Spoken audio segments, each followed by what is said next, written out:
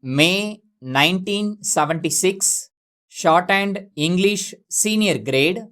Get ready for the dictation. 10 seconds. 5 seconds. Start. Sir, I shall try to be as brief as possible, and I will hold out no threats of non-cooperation either with the Finance Minister or anyone else. It seems to me that in the statement that you made this morning before the debate started, you tried to indicate what, in your opinion, should be the scope of the debate at each stage of the budget discussion. I thought that your object was to give a sort of warning to the House without laying down any rules that there should be, as far as possible, not repetition.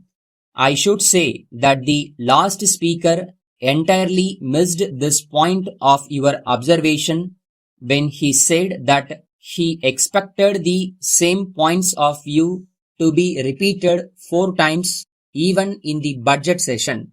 At the present moment, we are in a formative stage and we are building up a new machinery for the more effective financial control over the expenditure of the government. So, I would like to take this opportunity of making 1 or 2 suggestions which coincide with those mentioned by the last speaker. It is the intention of the Honorable Finance Minister to ask this House at a later stage to elect an estimates committee. The last speaker made a complaint that the Finance Minister had not been prompt in asking this House to take that step. I do not see how anyone in the position of the Finance Minister with the time at the disposal of the House could have appointed an estimates committee if it was seriously to scrutinize the expenditure of one or more ministers. In the circumstances in which we have found ourselves this year, I do not think the Finance Minister could have had recourse to any other step than the one which he has taken. Therefore, we find ourselves without an estimates committee at the present moment. I have no doubt that he will ask us before the session is over to elect an estimates committee which will scrutinize the estimates of one or more ministries according to its choice. I believe it is also his intention to ask us to elect a standing finance committee in addition to the estimates committee. While the estimates committee will suggest economies in accordance with the policies laid down by the government and sanctioned by the House, the standing finance committee, on the other hand, will look into new schemes of expenditure. At the present moment, therefore, we are in the position of having to adopt the appropriation bill without the benefit of the work of the estimates committee. I agree with the last speaker that there is a very strong case for continuing the standing committees of this House attached to the various ministries.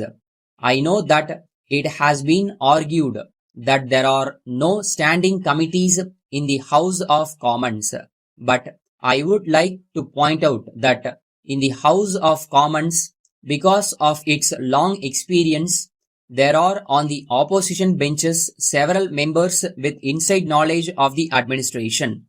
In this House, we know very little of the inside of administration. So, it is these standing committees which give us limited opportunities to acquaint ourselves with the work of the different ministries. Then, sir, I am one of those who think the government have not been idle all these years. They have been active. It is wrong to say that the ministers have wasted their time. It would be wrong to put at the doors of any particular minister or at the head of the administration the sins of omission. Bombay 3, 1st August 1970. versus Venkat and Company, 10 Barnaby Road, Bombay, 8. Dear sirs, we are in receipt of your letter of 20th July and thank you for the same. It is unusual for your account to fall into arrears. We are very happy that you have given your early attention to the matter and we should very much appreciate you for your prompt reply and for your courtesy in informing us of exactly how you stand. We are very sorry to learn that there has been an unusual slackness in your trade and that it has prevented you from settling your account in time. We also note that you wish to hold over the settlement until you are in a position to pay in full the amount of rupees 2000 owed by you, that we are glad to inform you that we are prepared to assist you to get over your present difficulty in another way. We have no objection to take back the goods you are unable to sell and to give you credit for them. This we hope you will realize will considerably reduce your debt. As a result, you will be able to clear your debt either by a single remittance or by 2 fortnightly installments.